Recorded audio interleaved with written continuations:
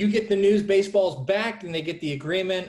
What does it mean that baseball is back, given everything the sport went through to get to this point?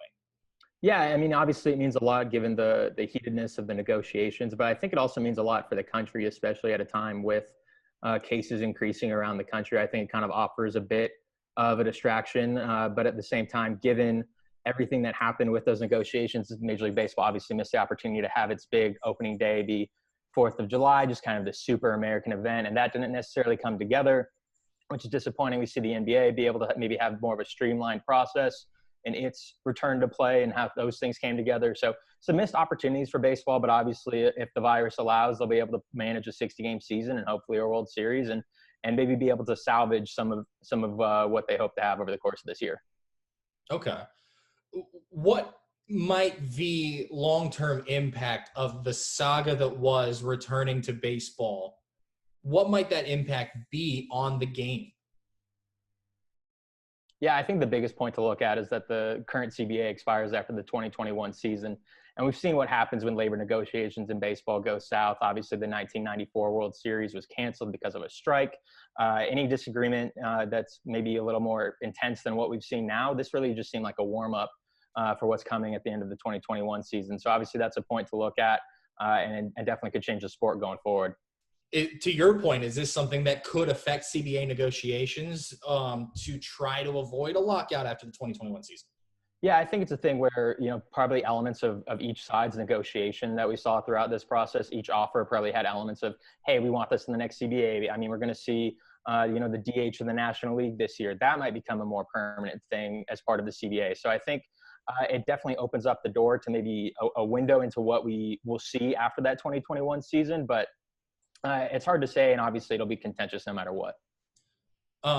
You already brought up one of them.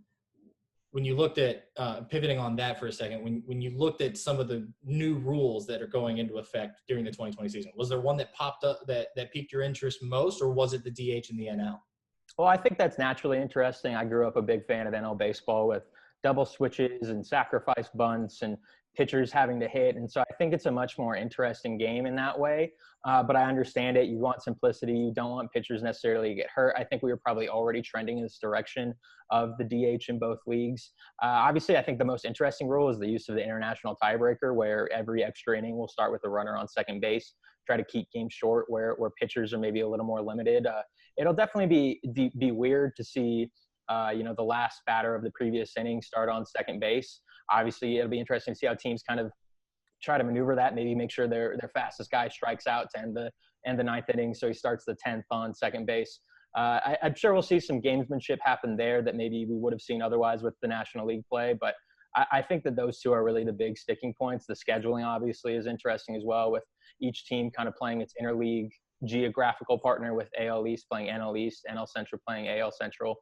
So I think there'll be some interesting elements to the 60-game season. And obviously, just with it being 60 games, it's going to be a lot more of a sprint. 162. You can lose a few. Look at the Nationals at the start of last year. Their first 60 games, they were a losing team, and then they come back roaring in the later half of the season and win the World Series. So it'll be interesting to see what good teams start slow, what maybe teams that are seen as rebuilding teams start hot, and it'll be interesting to see how that factors into the playoff positioning. Okay. Is there any status update on minor league ball at this point? Yeah, it's not happening. Teams have been told to designate a 60-team or 60-player pool, designating that where, some of those guys are going to be training at a secondary site, likely a team's minor league park, maybe a college ballpark, as the major league team is playing, just so if there are injuries or there are people who are injured, there are people ready to step in with no minor league season. I think you're going to see some teams, and some teams have already done this, include some of their top prospects and recent draftees in that player pool, just to make sure that they're still getting work. For a team like the Orioles, they're going to make sure that a handful of their prospects are there, because that development time is going to be really important to them. For teams such as the Astros, it's going to be a little more competitive. Maybe you focus more on having depth for the major league team than you do on development, but it'll be interesting to see how different teams kind of balance that pool and make sure that they have enough talent to get through the season. Is that something that in the long run, you combine the 60-game season, the less revenue that they're going to get because of no fans and a shorter season, does that combined with the minor league status kind of build on the case that some in baseball were already building for both a shorter draft and fewer minor league teams? Yeah, it's interesting. I think the draft in particular this year, with it only being 5 rounds, is kind of an interesting case because even if you just made it 10 rounds, you're only talking about 1 million more per team in signing bonus pools. So I don't know how much of an impact. Obviously, $1 million to anyone sounds like a large amount, but when you're talking about these billion-dollar teams, it's kind of just chump change. So it's interesting they decided to go that route, and obviously they're formatted signing bonuses where players are only getting a certain amount. But it's obviously unfortunate. There's not too many stories of guy drafted in the 30th, 35th round making it to the majors, but obviously this kind of eliminates that of a guy maybe just getting his shot and taking advantage of it. And we saw a lot of guys over the past couple of weeks start to sign these, max $20,000 deals just to try to get their opportunity. And, those are guys who maybe weren't planning on going back to school when the spring started. And then this happened and they kind of had to reevaluate their plans. So I think that'll be interesting.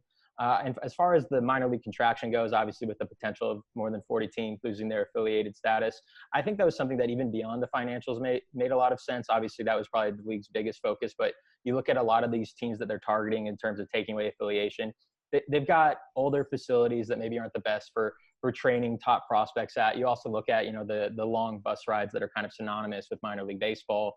The hope is to kind of optimize the geography of minor league baseball and eliminate some of those. Okay.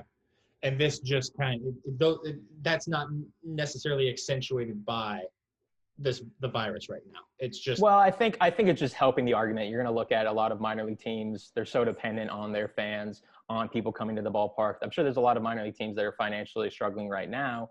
I've heard about teams, hosting, movie nights at the ballpark just to try to get some kind of income because they're dependent on that. They don't have to pay their players, so that's a saved expense. But the major league organization handles that, but there's a lot of impact, in these communities. It's obviously going to be tough for those 42 or whatever it ends up being cities that don't have affiliated minor league baseball anymore. I grew up in Reno, Nevada, and with a AAA team, and it was always fun, to go to a ballpark and see players who are on the cusp of the major leagues.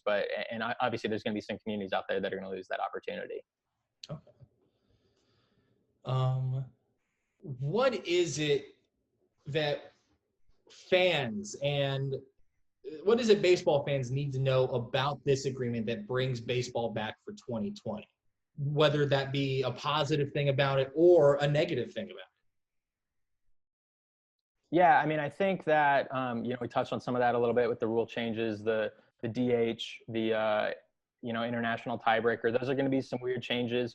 I think, one thing to watch is just going to be how these 60 player pools kind of work out, how teams are able to manage that, whether, a team has an outbreak of some sort and has to, maybe a top prospect who wasn't necessarily ready for the majors just kind of gets pushed into duty. I think you have to look at how teams are kind of managing their own ballparks. Obviously, the Toronto Blue Jays are an interesting case when you look at the international travel. The league is shut down at spring training sites, so they can't use that. Maybe, their AAA teams in Buffalo, so maybe that becomes their facility.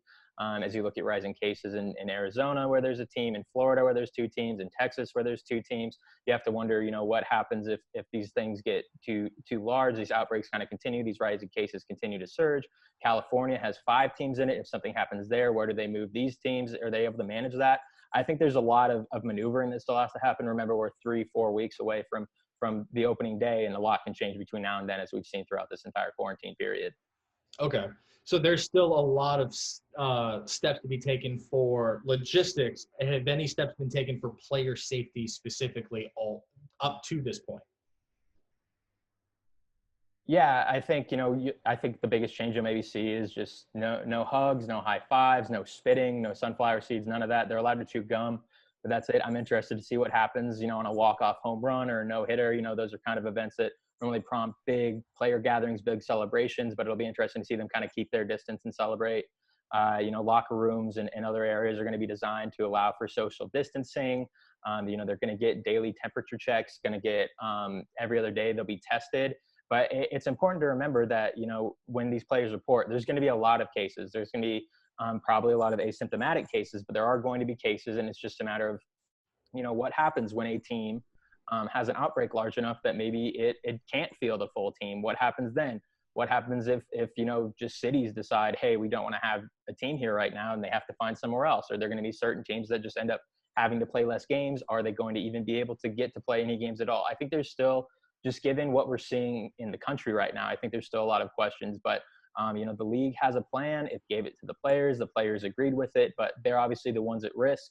And it'll be interesting to see, as this virus, because that's the biggest sticking point now. They've got past the money. They've figured that out. It really just comes down, is the virus going to allow them to have a season? That said, in your mind, as somebody who's around the game every day for a living, what are the odds? What are the odds in your mind of starting and finishing a the full allotment of Major League Baseball for 2020? Yeah, I just think it's slim when you look at, the closer you get to fall, the more, we perceive, there's still a lot we don't know. We perceive there's going to be more risks in terms of the virus. It's not like they're doing this at a time where the cases are on a downward trend and that they're aligned with that. They're trying to compete against, surges around the country and increases around the country. So I think that's a natural concern. I'd like to think they're at least going to get some games in, just because after everything they've dealt with, it'd be kind of a shame for them to just kind of brush it aside. But obviously, if that's what the medical, situation necessitates, that's what they're going to do. I think Rob Manfred, the commissioner, I think the last thing he wants to do after kind of what's been a tumultuous few months for him is to wait too long. You don't want to wait too long and have too many players or too many of certain players just end up sick or hospitalized. There's players with underlying conditions, or family members who have underlying conditions, or pregnant wives, or whatever it may be, young children at home. So I think there's still a lot of maneuvering to figure out with this. It's hard to imagine that every team is going to manage to get through a 60-game season without, as this virus continues to kind of just continue to spread, it's hard to imagine that teams will be able to navigate all of this without issue.